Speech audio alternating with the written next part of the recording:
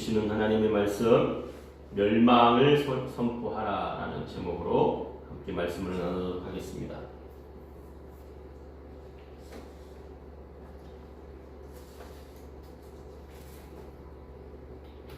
함께 사랑의 인사 나누도록 하겠습니다. 하나님은 우리의 창조자이십니다. 하나님은 우리의 구원자이십니다.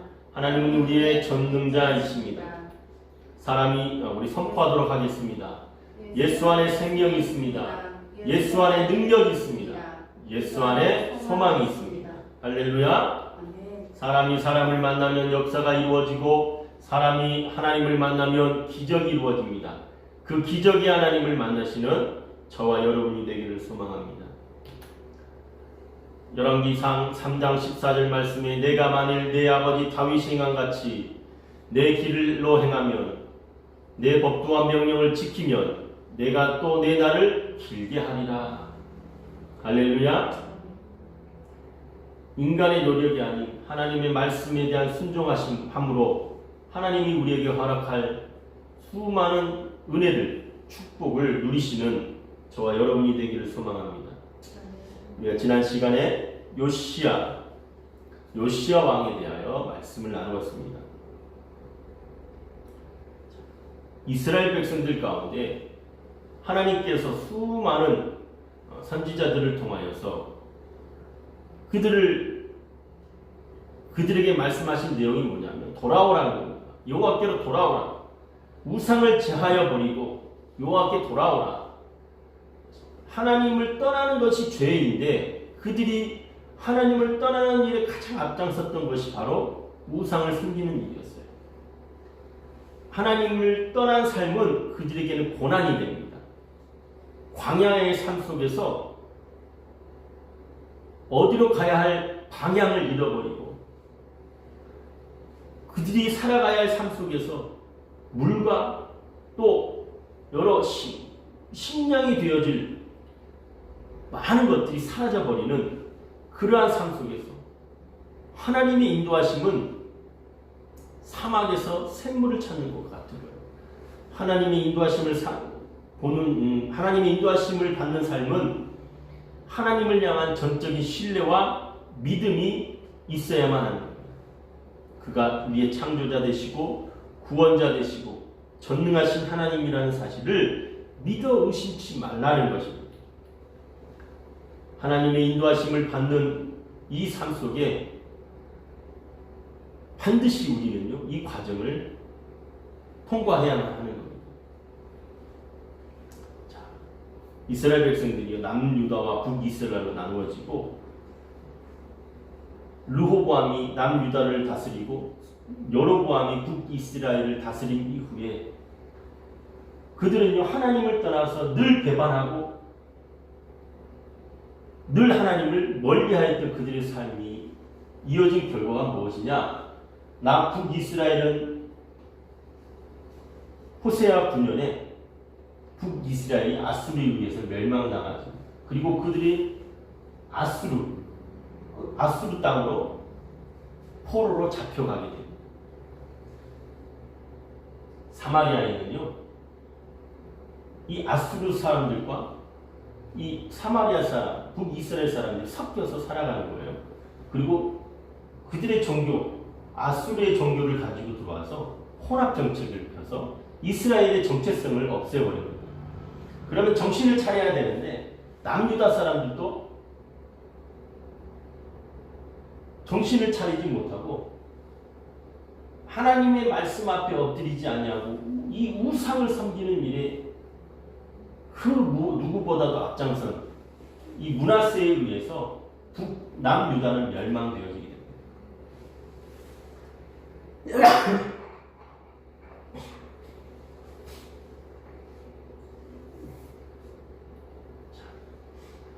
주변에 일어나는 애굽이라든지 아수르라든지 이 바벨론이라는 나라는요, 하나님께서 이스라엘이라는 민족이 하나님 앞에 다시 돌아오게 하는 도구로 사용되어졌다는 겁니다. 그러니까 그들에게 다가오는 아픔과 고통과 시련은요, 빨리 하나님 앞에 돌아오게 되면 사라지게 되어 있어요. 근데 그걸 깨닫지 못하는 겁니다. 자꾸만 자기의 생각과 자기의 방법대로 이 모든 문제를 해결하려고 하는 거예요. 그러니까 하나님은 바라지도 않고 혼자만 끙끙거리다가 이러한 일들을 겪는 겁니다. 또한 하나님을 찾는다 하면서도 뒤로는 자기의 생각대로 그 일들을 처리하다 보니 하나님께서 그의 결국은 뭐예요? 멸망이라는 거예요. 우리의 인생을 뒤돌아보면 하나님의 도우시는 손길이 있어요. 없다는 게 아닙니다. 그럼에도 불구하고 그들의 삶이 곤고한 이유는 무엇일까요? 우리 분명하게 말씀을 통해서 우리의 삶을 조명해 보아야 되는 거예요.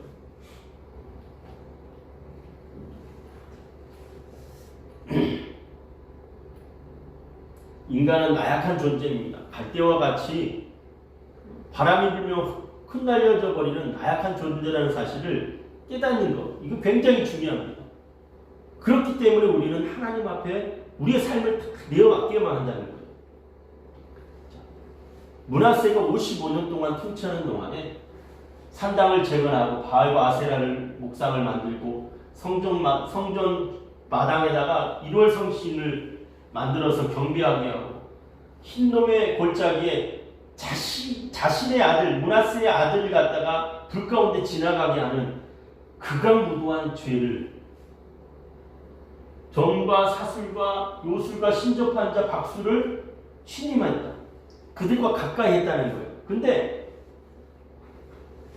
므낫세 본인에게만 속한 것이 아니라 온 이스라엘이 므낫세의 꾀임을 받아서 그들이 넘어갔다라고 성경은 기록합니다. 그들을 유혹하고 올바른 길을 가지 못하도록 그들을 유혹했다라는 겁니다. 이스라엘의 이 큰 범죄는요, 므낫세가 이제 멸망의 길로 가는 지름길이 되어버린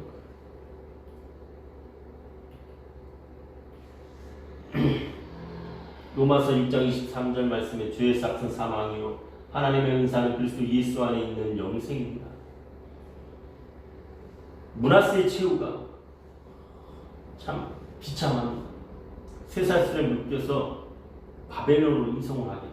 그러니까 아수르가 이제 당시 정세를 보면 아수르가 이제 이스라엘을 속국으로 두고 이제 바벨론이라는 지역으로 끌고 간 거예요. 이제 바벨론은 막 태동하는 단계인 거예요. 그런 그의 말년에 이제 하나님 앞에 그가 회심을 하게 됩니다. 그럼에도 불구하고 온 이스라엘이요 이미 죄악으로 뒤덮여져 있어요. 그간 본인이 행했던 많은 죄악들이요 주마등처럼 지나갈 겁니다. 그러나 이제 더 이상 돌이킬 수가 없는 겁니다. 왜 그럴까요? 오늘 우리가 이제 말씀을 읽게 되어진 이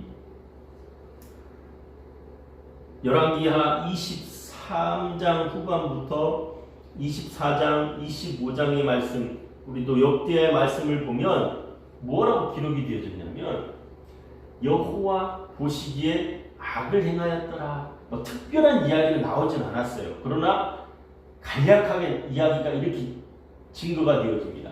여호와 보시기에 악을 행하였더라. 근데 문제는 뭐냐면 므낫세의 이 죄악으로 말미암아서 그의 자손들, 그의 대대로 왕들이 그의 아버지가 행한 대로 따라가는 거예요. 이스라엘 백성들이 하나님 앞에 돌아오도록 그들을 독려하고 그들을 다시 이렇게 세우는 일을 앞장선 게 아니라 내버려 뒀다는 겁니다.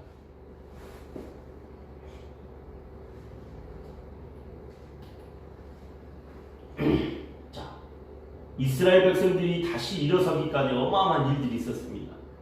요시야가 하나님 앞에 엎드려서 율법책이 발견되어졌을 때 우상을 제거하고 다시 성전을 청소하고 성전을 수리하고 다시 유월절을 지키면서 하나님과의 관계를 회복시키는 그러한 일들을 행했는데 그의 자녀들은 그렇지 못했다.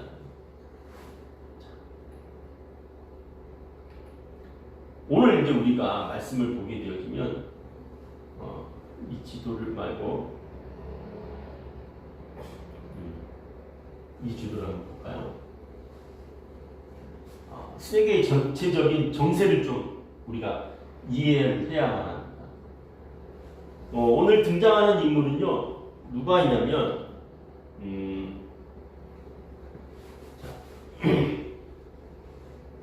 오늘 등장하는 인물을 보면, 이제 요시야 왕이요, 어디서 죽게 되냐면, 무기토에서 죽게 됩니다. 무기토가 어디예요? 무기토가 여기입니다. 다음 볼까요? 자, 지금 예루살렘 위쪽 부분에 무기토라는 곳이 있습니다. 이 무기토라는 곳에서 무기토 전쟁이 벌어집니다. 무기토의 전쟁이 벌어지는 이유가 뭐냐면, 이제 이 신행국이었던 이 바벨론이요, 이제 확장을 하게 되는 거예요. 이 아수르를 침공을 합니다. 아수르가 이제 BC 609년에 아수르의 수도인 니느웨 함락이 당하게 되죠. 자, 그때 이 예굽이 이 갈그미스 전투에 참여하게 됩니다. 그러니까 지금 오늘 말씀을 보게 되어지면 한번 볼까요? 열왕기 23장 29절의 말씀 보면, 요시야 당시에 애굽 왕 바로 느고가 아수르 왕을 치고자 하여 유프라데 강으로 올라감으로라고 되어 있어요. 자, 킹 제임스 버전의 이 말씀을 보면 against라는 단어를 씁니다. 이 against라는 말이 반대하여, 대항하여라는 말도 있지만 기대어, 접촉하여라는 말이 있어요. 이 말을 이제 히브리어로 보면 키르아라는 뜻이에요. 이 키르아라는 말이 만남, 마주침, 다가오다라는 말도 있는 반면에 또 반대라는 말이 있어요. 반대로라는 말. 그러니까 전혀 다른 의미의 말인 것이죠. 근데 우리가 이제 해석을 할 때에, 성경을 번역을 할 때에 이런 부분이 조금 미스가 된 부분이 아닌가 싶은 거 뭐냐면, 전체적인 역사를 보면 지금 애굽은 신흥국인 바벨론을 대항해서 싸워야만 하는 위치에 있어요. 왜 그러냐면 이쪽 팔레스틴 지역을요, 애굽이 장악하려고 합니다. 그때에 지금 무슨 일이 벌어지냐면, 여기 보시면 이 애굽 위로 올라가면서 이 가드나 가사나 이 지역을 점령을 하는 거예요. 그러니까 그걸 바라보는 유다 왕 요시야는 어떻게 생각을 했을까요? 지금 바벨론하고 이제 동맹을 맺어야만 본인들이 살 수가 있다는 걸 깨달은 거예요. 그러니 올라가는 길을 막아버리는 거예요. 그리고 무기토에서 전쟁이 벌어집니다. 그게 무기토 전쟁이다라고 합니다. 오늘 말씀 보면 뭐라고 기록이 되었냐면,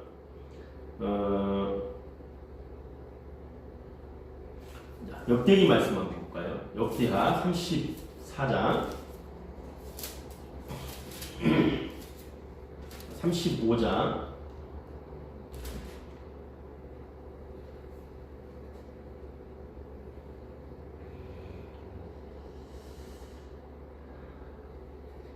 자, 35장 21절에 보니까 느고가 바로 느고죠. 느고가 요시야에게 사신을 보내어 이르되, 유다 왕이여, 내가 그대와 무슨 관계가 있느냐? 내가 오늘 그대를 치려는 것이 아니요 나와 더불어 싸우는 족속을 치려는 것이다. 하나님이 나에게 명령하사 속히 하라 하셨은즉 하나님이 나와 함께 계시니 그대는 하나님을 거스르지 말라. 그대를 멸하실까 하노라 하니라. 자, 여기서 뭐라고 기록이 되어 있죠? 나와 더불어 싸우는 족속. 나와 더불어 싸우는 족속이 누구냐? 지금 애굽하고 아수르가 더불어 싸우는 족속이에요. 누구와? 바벨론과. 근데 이 일을 누가 시켰냐? 하나님이 시켰다라고 했어요. 그러니까 유다 왕, 너는 나를 막지 말고 하나님의 말씀을 지금 어떻게 하라는 거야? 따라서 순종해라. 네가 그 길이 살 길이다. 근데 요시야 왕이 무기토에서 딱 가로막는 거예요. 그래서 전쟁이 벌어집니다. 그때 요시야 왕이 변장을 합니다. 변장을 했는데 결국은 요시야 왕이 죽게 되어집니다. 이 무기토라는 곳이 어떤 곳이냐? 우리 계시록 16장과 계시록 19장에 보면 아마겟돈이라는 지역이 말씀이 나와요. 아마겟돈. 헬라어로 이 아마겟돈이라는 말은 무기토의 산이라는 뜻이에요. 마지막 최후의 전쟁이 이곳에서 일어날 것이다라는 것이 지금 요한계시록의 말씀인 것이죠. 어둠이 이제 이 어둠의 영이 이 세상을 지배하던 이곳에서 마지막 이 전쟁을 통해서 하나님의 이 역사가 하나님의 그 회복의 역사가 일어나는 거예요. 이스라엘 백성들에게 있어서 이 무기토 전쟁은요, 요시야 왕이 죽게 되잖아요. 이 사건은 유다에게 굉장히 슬픔이고 치욕이고 재앙의 상징입니다. 그들은 알았어요.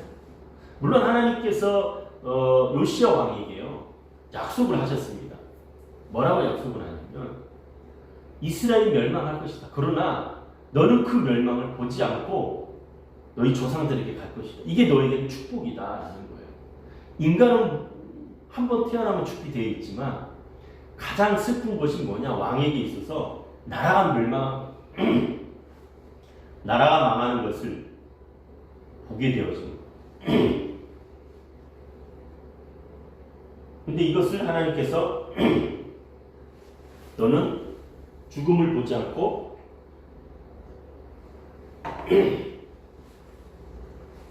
이스라엘의 멸망을 보지 않고 죽게 될 것이다. 이 얘기를 합니다. 이스라엘 백성들에게 있어서 요시야 왕의 죽음은요, 슬픔이죠. 재앙인 거예요. 다시 이스라엘의 제2의 부흥을 꿈꿔볼 수도 있었던 인물이었음에도 불구하고 아까운 날이에요. 정말로 그가 죽음을 맞이합니다. 그러나 이스라엘 백성들은 깨닫지 못합니다.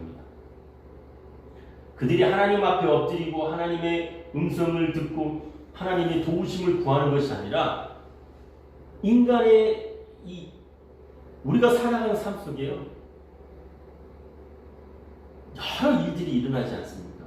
수많은 사건들이 일어나잖아요. 그때 우리가 무릎을 꿇지 않냐면 이스라엘과 같은 오류를 범하게 되어집니다. 신앙생활이라는 것이 내리막길로 되어지는 순간이 언제냐면 이 종교화 돼버리고 이게 우리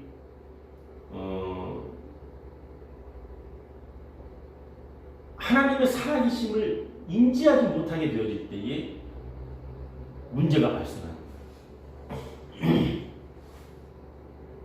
우리가 크리스마스가 이제 우리 사회에 하나의 문화로 자리 잡게 되어집니까? 단지 그들은 예수 그리스도 탄생을 기뻐하는 것이 아니라 그들이 즐기기 위한 휴일로 그들은 되어버리는 거예요. 그러니까 예수 그리스도 탄생과는 무의미한 삶을 살아가는 겁니다. 종교화 되어버린다는 것은 우리 심령이요, 차지도 덥지도 않는 미지근한 상태로 그 남아버리게 될 때에 사단은 그때를 공략하는 거예요. 안일한 삶은 어떤 것이냐? 수많은 파고를 거치면서 하나님의 그 도우심의 손길을 맛보면서 때로는 힘들고 때로는 눈물이 나지만 하나님이 주시는 그 은혜로 우리가 살아가는 걸 깨달을 때에 축복이 있는 것이죠. 그런데요, 큰 파고도 넘고서 이제 마음이 놓이는 겁니다. 그러니까 부유해지고 또 어떤 소유가 많아지니까 자꾸 다른 생각을 하게 되는 것이죠. 우리가 이 세상을 살아가는 데 있어서 삶의 기준이 무엇이 되느냐, 이 굉장히 중요한 겁니다. 이걸 우리가 뭐라고 하냐면 삶의 이 세계관이라고 해요. 세계관. 그리고 각 사람이 살아갈 때 어떤 가치관을 두고서 살아가는 것이죠. 그의 가치관과 세계관의 이 바로미터가 되는 게 뭐냐? 이게 성경이 되어야 되는 거예요. 이 성경이 우리의 삶의 기준이 되어야 되는데 이게 정립이 되지 않게 되면 내가 중심이 되는 거예요. 내 생각대로 나의 삶을 위해서 우리의 모든 삶이 포커스가 되어지는 거예요. 하나님은 우리의 삶을 헌신짝처럼 내버려두고 우리에게 그걸 요구하지 않으십니다. 우리가 잘못 생각을 하고 있어요. 이 세상을 살아가는 과정 속에 우리에게 수많은 하나님의 이 물질의 축복도 주어지고 여러 환경의 축복도 줍니다. 은혜도 주고요. 만나는 사람 또한 우리에게 그런 사람을 붙여주시죠. 그 삶 속에서 하나님이 잊지 말라는 게 있어요. 그게 뭐냐? 하나님의 영광을 위해 살라는 거예요. 하나님의 영광을 위하여 사는 것이 우리 신앙인의 그리스도인들의 삶의 목표라는 겁니다. 웨스트민스터 신조라든지 우리 이 소요리 문답을 보게 되어지면 인간의 가장 첫 번째 되어지는 목표, 이유가 뭐냐? 하나님의 영광을 위해 사는 것이다 라고 얘기해요. 하나님의 영광을 위해 사는 것이 무엇이냐? 하나님의 말씀으로 우리를 무장하는 거예요. 그러면 인간은요, 인간의 힘으로 변화될 수 있는 존재는 아닙니다. 성령이 우리로 하여금 변하게 만드는 것이죠. 끊임없이 우리를 주님 앞에 복종시키는 거예요. 이 과정이 없으면요, 우리는 나의 의로 매일매일의 삶을 살아가는 거예요. 그러면 어떻게 돼요? 자꾸만 뭐가 나타나는 거예요? 가시가 돋는 겁니다. 하나님의 말씀 앞에 엎드리면서 그 가시를 잘라내야 돼요. 그 잘라내면서 인생의 삶 속에서 이제 굴러가다가 그 가시가 무뎌지는 겁니다. 동글동글하게. 하나님의 사람으로 되어져 가는 거예요. 근데 이런 것들이 계속 뾰족뾰족 튀어나와요. 어떻게 돼요? 옆 사람을 찌르게 되겠죠? 그렇죠? 하나님의 말씀으로 우리를 다듬지 않으면 이런 아픔들이 생기는 거예요. 이스라엘 백성들에게 있어서는요, 지금 무엇이 요구되어지는 거예요? 가장 기본적인 이러한 신앙의 모습들을 만들어 가야 되는 거예요. 자,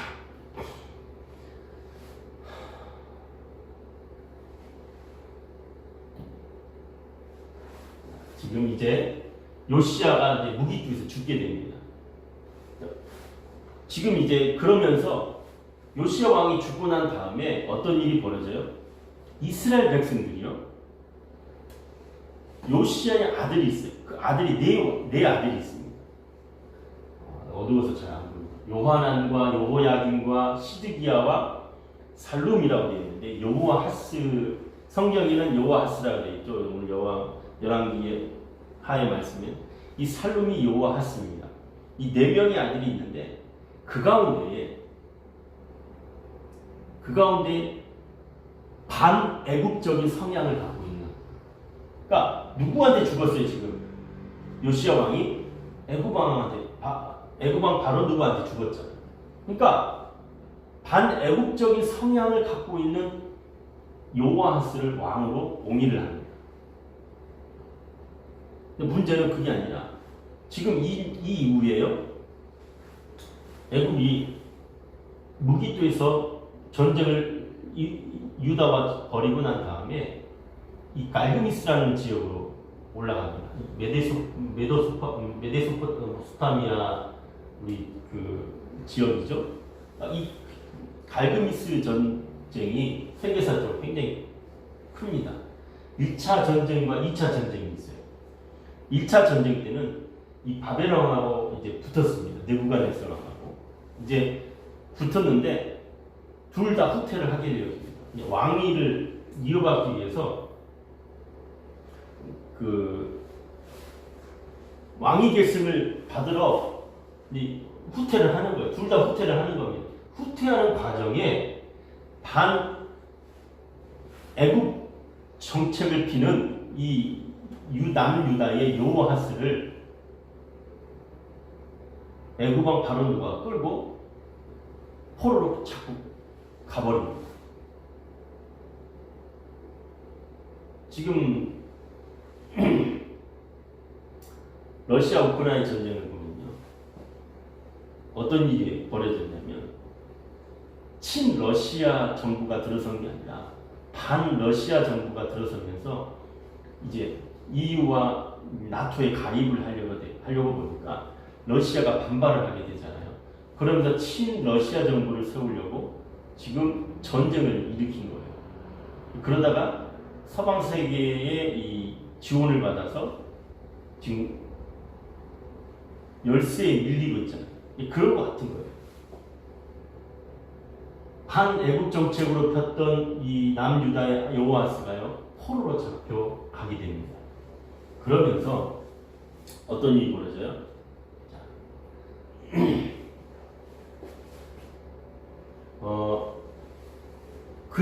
요아스의 아들이 누구냐면 엘리야김이라고 있습니다. 그 엘리야김을 애굽의 이 친애국 정권으로 만들어야 되니까 엘리야김을 이제 왕으로 세우고 그 이름을 여호야김이라고 바꿔버립니다.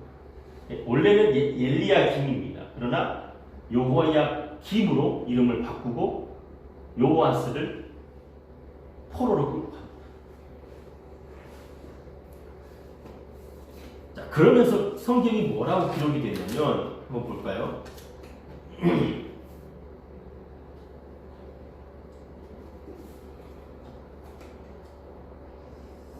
24장 32절 한번 말씀 볼까요? 24장 32절. 24장 32절의 말씀을 보니까 뭐라고 기록이 되냐면 23장 32절. 여호아스가 여호와 보시기에 악을 행하였더라. 그 다음에 여호야김도 뭐라고 기록이 되냐면 나중에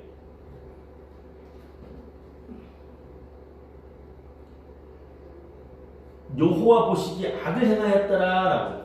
또 그의 이제 역대 왕들이 그 뒤로 누구 있냐면 여호아스, 여호야긴, 시드기야, 이 모든 왕들이 딱 한 줄 뭐라고 기록이 되어지냐면 여호와 보시기에 악을 행하였더라라고 기록이 되어집니다.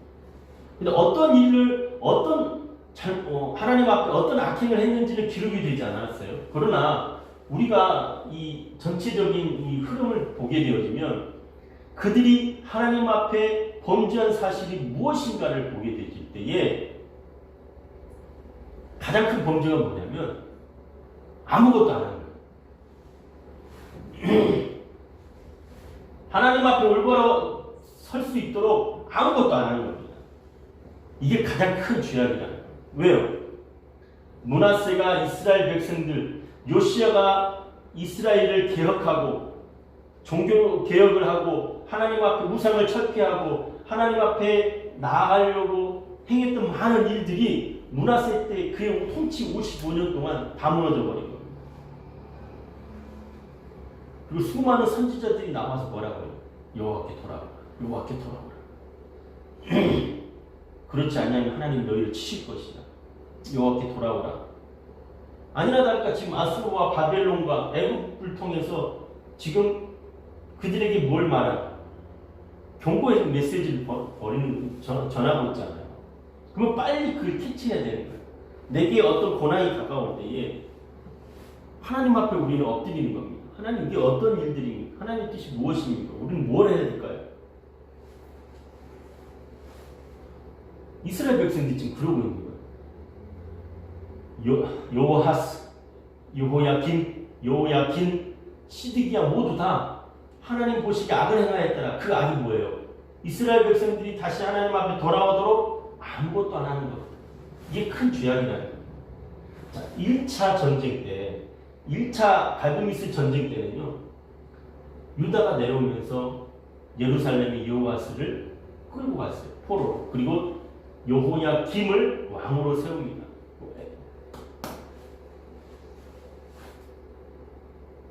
친애국 정권을 만들어서 애국의 속국으로 만들어버린 거죠. 자, 근데 문제는 뭐냐? 24장에 보면 24장의 1절에 이렇게 기록이 됩니다. 여호야김 시대에 바벨론의 왕 느부갓네살이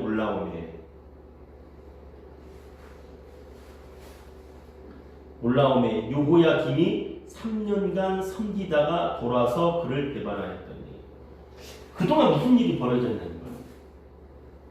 그동안 지금 바벨론의 왕 여호야김이 바벨론 왕 느부갓네살이 지금 예루살렘을 침공을 하는 거예요. 근데 그 전에 무슨 일이 벌어집니까? 2차 갈그미스 전쟁이 일어납니다. 2차 갈그미스 전쟁이. 이때는요, 애굽이 피하게 됩니다. 대피하게 됩니다. 그래서 자, 오늘 이제 역대하 말씀을 한번 볼까요? 역대하 말씀을 보면 조금 더 구체적으로 기록이 되어 있습니다.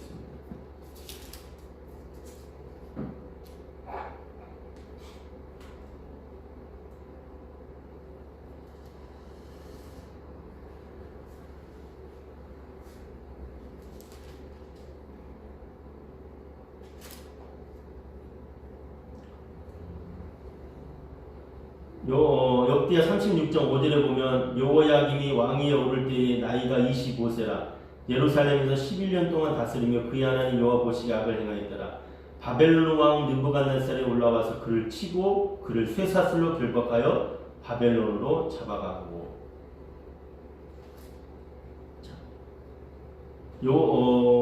열왕기 역대하 36장에는 이제 쇠사슬로 묶어서 잡아갔다고 되어 있고요. 자, 열왕기하 24장에는요, 잡아가기 전에 뭘 했냐면, 바벨론 왕 느부갓네살이 올라오매 여호야김이 3년간 섬기다가 그를 배반하였더라라고 기록이 되어 있었어요. 아수르는 이제 이미 멸망을 했어요.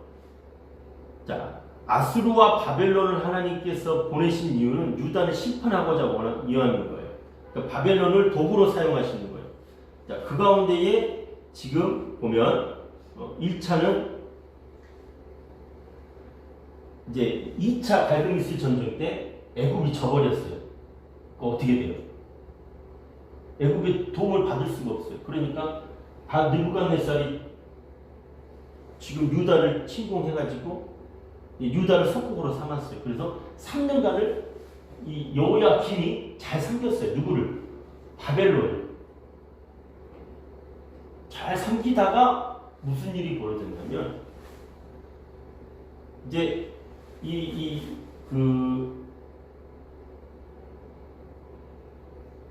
배반할 당시에 애굽에 손을 내미는 겁니다.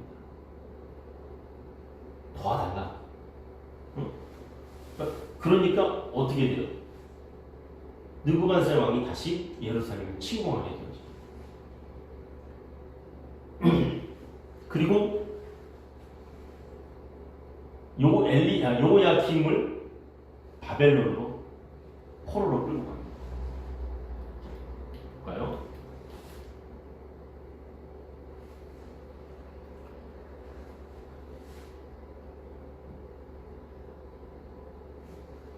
자, 바벨론이 느부갓네살의 2차 예루살렘 침공이 있을 당시에 애굽이 2차 갈그미스 전투에서 패배를 했기 때문에 도와줄 수가 없으니까 이제 속국이 되어서 3년간 섬기다가 배반을 합니다.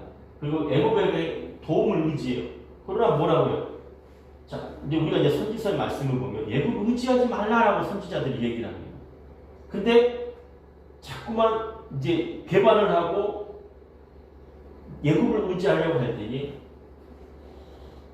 다시 2차 예루살렘을 침공하는 비밀을 줘버린 거예요. 문제는 뭐냐면 열왕기 24장에 보면 이때에 쇠사슬로 바벨론으로 끌고 갔다고 했잖아요. 그죠? 근데 그때 무슨 일이에요? 왕과 12절, 24장 12절에 보면 왕과 귀족과 또 관리들 모든 사람들을 다 끌고 어디로 가요? 바벨론으로 그들을 포로로 끌고 갑니다. 그리고 우리가 바벨론 유수라고 해요. 그리고 여호야김을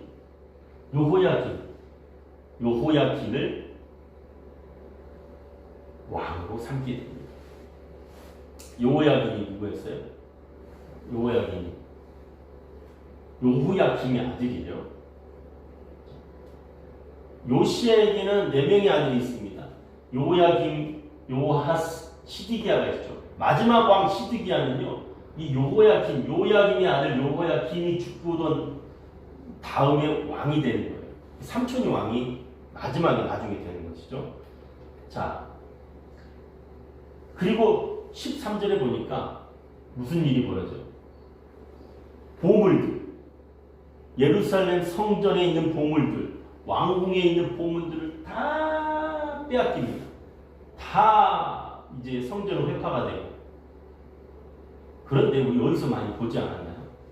이 이야기를 어디서 봤죠? 이러한 일들이 있을 것이다라는 이야기를 어디서 들었어요? 어디서 들었어요?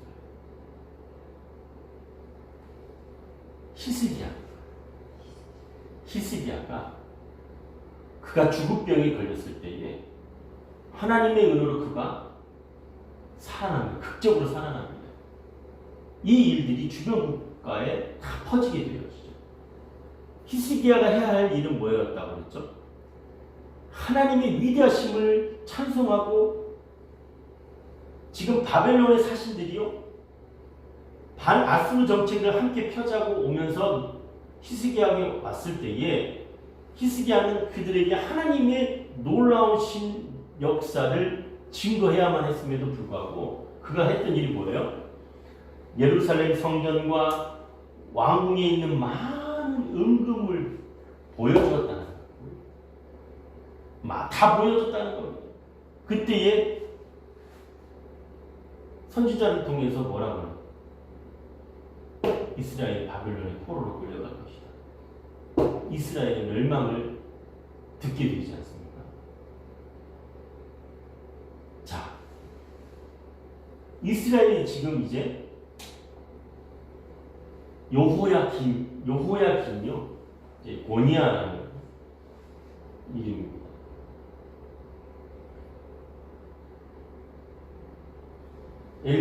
요야김이 이제 포로로 끌려가고 그의 아들 요야김이 왕위에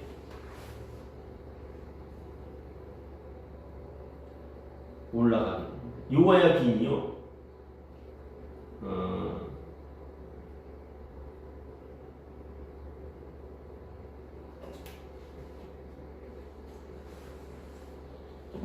여기 요야김은 이제 자, 우리 한번 말씀 볼까요?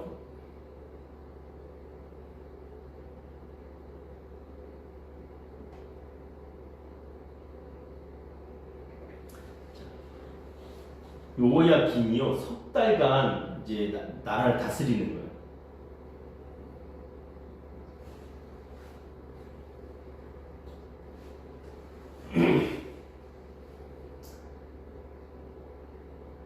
이스라엘 가운데 남아있는 자들이 누구 있냐면, 자, 이스라엘 가운데 남아있는 자가 누구였냐면, 지금 포로로 끌려간 자들이 누구냐면, 봐보세요.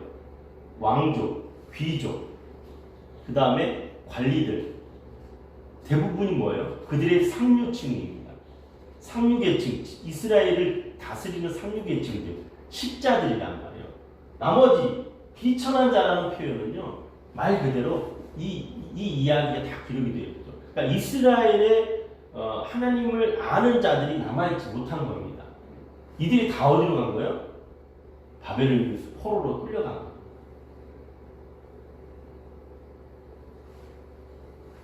그리고 시드기야를 왕으로 삼습니다. 마지막 24장 20절 말씀에 보면 시드기야가 바벨론 왕을 배반한다라고 하면서 끝이 납니다. 25장에는요 이제 예루살렘의 멸망을 시드기야를 통해서 보게 되어지는데요. 자, 여기까지 보면 이스라엘의 가장 큰 문제점이 뭐냐를 우리가 보게 됩니다.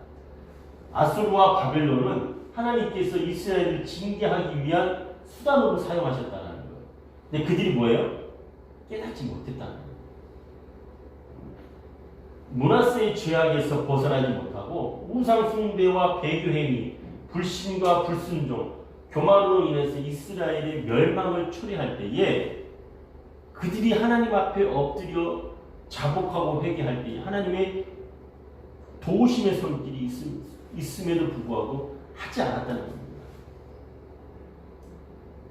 우리가 이제 이 신약 성경에 보면 성령 회방죄라는 게 있어요.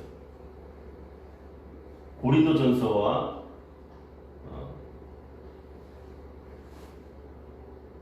로마서에 보면 이제 이 성령 회방죄가 있어요. 여러 제목이 있습니다. 성령 회방죄를 피하고서는 하나님 앞에 이 범죄한 모든 것들에 대해 하나님이 사하여 주신다라고 얘기를 하는 거예요. 그러니까 성령을 해방하는 죄는요, 사하지 못한다는 겁니다. 누구나 다 하나님 앞에 범죄할 수 있습니다. 왜? 인간이기 때문에. 불완전한 인간이기 때문에 우리는 늘 하나님 앞에 범죄할 수밖에 없어요. 그럼에도 불구하고 하나님 앞에 나올 때에 하나님의 긍휼하심을 입게 되어지는 것이죠. 그러니까 하나님의 그 죄사함의 용서가 성령을 회방하는 죄 외에는 다 허락이 되어진다는 거예요. 고린도전서와 로마서의 말씀 보면 기록이 되어졌어요. 자, 이스라엘 백성들이 지금 하나님 앞에 불순종하고 하나님 앞에 죄악 가운데 있었음에도 불구하고 하나님께서 지금 긍휼을 베푸시는 거예요. 길이 참으시는 거예요. 그리고 하나님께서 손을 내미시는 거예요. 돌아오라. 그럼에도 불구하고 그들이 돌아가지 아니할 때 하나님은 마지막 히든카드 예루살렘 성, 예루살렘을 멸망시키겠다라고 하십니다. 자, 그러면 이스라엘이 끝이 되어버리는 거예요. 이 사단이 가장 바라는 게 뭐예요? 이거예요, 이거. 이스라엘 멸망을 바라봤을 겁니다. 그러나 놀라운 사실은 뭐예요? 이스라엘이 끝이 아닌 거. 왜 끝이 아닌 것이죠? 그들이 바벨론으로 포로로 끌려가서 그들이 죄악이 무엇인지를 낱낱이 파헤치기 시작합니다. 그리고 다시는 이 땅에서 우리 자손들에게서 하나님을 떠나서 살자. 하나님과 떠나서 사는 것은 곧 죽음이라는 것을 뭘 통해서요? 교육을 통해서. 회당이라는 곳을 만들어서 그곳에서 하나님의 살아계심을 가르치는 겁니다. 신명기 6장 4절부터 이하의 말씀이 이제 이스라엘 백성 가운데 뼈에 사무치는 거예요. 우리 조상들이 하나님을 떠남으로 우리가 하나님 앞에 징계를 당하였다. 다시는 우리가 하나님 앞에 범죄하지 않기 위해서는 하나님의 말씀을 철저히 가르쳐야 된다는 거예요. 이게 그들에게는 뭐가 돼요? 교육이 돼요. 이스라엘이 예루살렘 성이 무너졌지만 하나님은 그들을 버리지 아니하십니다. 예수님께서 예루살렘 성전을 허물고 3일 만에 세우시겠다고 하는 이유가 여기에 있는 겁니다. 예수 그리스도는 이 땅에 우리의 죄악을 위하여 스스로 어린 양이 되시기 위해서 죽으시고 사단은 우리를 무너뜨리려고 했지만 예수 그리스도를 통하여서 우리를 다시 살리기 위한 하나님의 놀라운 계획하신 영입니다. 그러니 하나님의 백성들이 다 하나님 앞에 두 손 들고 나온다면 하나님이 도와주신다는 겁니다. 믿으라는 거예요. 여호와가 하나님 되시며 그가 창조자 되시고 구원자 되시고 전능하신 하나님이시라는 사실을 알고 믿으라는 거예요. 알고 믿으라고. 무조건 맹목적으로 믿지 말라는 겁니다. 이거 광신도들이라는 거예요. 믿칠 광자라는 거예요. 여호와는 알라, 힘써 알라, 야다라는 말이 여기에 있는 겁니다. 하나님이 누구신지를 알아야 된다는 거예요. 한국교회의 가장 큰 문제가 뭐예요? 말씀을 가르치지 않는다는 겁니다. 이게 종교생활이에요. 종교생활이 될 때에 우리에게 나타나는 비참한 현실이 뭐예요? 목회자 자녀가, 장로님, 권사님 자녀가 하나님을 떠난다는 겁니다. 이게 한국교회에 나타나는 현실인 거예요. 살아계신 하나님을 그들 가운데 나타내 보이지 못한 겁니다. 반드시 필요한 게 뭐예요? 믿음을 전수하는 게 뭡니까? 종교생활로 끝나버리는 우리의 이 신앙인들의 모습을 회파하는 겁니다. 성전을 회파하는 겁니다. 예루살렘을 멸망하였지만 예루살렘을 멸망시킴으로 말미암아 살아계신 하나님의 역사가 일어나는 겁니다. 마음의 할례라는 것은 바로 이런 것입니다. 하나님 앞에 자복하고 회개하며 나올 때에 하나님이 우리를 다시 이렇게 세워주시나. 나무를 잘라버리면 구루터기만 남지 않습니다. 다 죽어버린 것 같았지만 그곳에서 하나님은 새싹이 일어나게 만드십니다. 하나님의 생명이 거기서 일어나는 겁니다. 한국교회의 생명이 아직 살아있는 이유는 바알에게 묻지 않은 7,000명이 남아있다는 거예요. 하나님의 사람들이 아직 있다는 겁니다. 그래서 저 북한을 위해서 김정은 정권이 무너지기 위해 우리가 기도해야 되는 겁니다. 어둠의 영들이 우리에게서 떠나갈 수 있도록 우리가 살아가는 이 공동체가 하나님의 말씀으로 이루어질 수 있도록 늘 선포하며 말씀 가운데 행해야 되는 겁니다. 할렐루야. 우리 시간 함께 기도하겠습니다. 기도할 때 하나님 우리 안에 주인 삼았던 모든 주님 앞에 내려놓게 하시고 오직 여호와가 하나님 되심을 선포하며 우리의 믿음의 고백이 되게 하여 주시옵소서. 이 시간 우리의 심령을 찢고 마음을 찢고 하나님 앞에 나오길 소망합니다. 우리 시간 함께 기도하며 나아갑니다. 살아계신 하나님, 오늘도 우리의 연약함을 주님 앞에 고백합니다. 주여 우리를 긍휼히 여겨주시옵소서. 하나님 우리를 긍휼히 여겨주시옵소서. 내 안에 모든 주인 삼았던 것 내려놓고 우상으로 섬겼던 모든 것을 다 내려놓고 하나님의 도우심의 손길을 구하게 하시고 여호와께 돌아오게 하시옵소서. 하나님 이 나라 이 민족을 불쌍히 여겨주시고 하나님이 우상으로 가득 찬 이 땅 위에 하나님의 사람으로 다시 거듭나게 하시고 주의 말씀이 선포되는 역사가 있게 하여 주시옵소서. 나사렛 예수 이름으로 명하는 어둠의 영들아, 너희는 잠잠히 떠나갈지어다. 너희는 잠잠히 떠나갈지어다. 온전히 주님만 바라보게 하시고 주의 영광 가운데 거하게 하여 주시옵소서. 주님을 찬양합니다. 오 성령 하나님 인도하여 주시옵소서. 주님 함께 없소서. 내가 주인 삼은 모든 것 내려놓고 내 종 되신 주 앞에 나가 내가 사랑했던 모든 것 내려놓고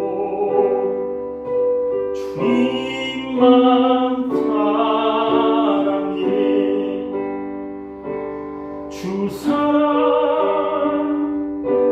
거친 풍랑에도 깊은 바다처럼 나를 잠잠케 해 주 사랑 내 영혼의 반석 그 사랑 위에 서리. 그렇습니다. 하나님 이제 내가 나의 마음을 정하여서 주님만 바라보게 하시고 내 안의 모든 우상을 다 제하여 버리고 주의 말씀 앞에 엎드리며 나아가오니 나의 인생을 나의 삶을 인도하여 주시옵소서. 주님을 찬양합니다. 오 성령 하나님 함께하여 주시옵소서. 예수님의 이름으로 기도합니다. 아멘.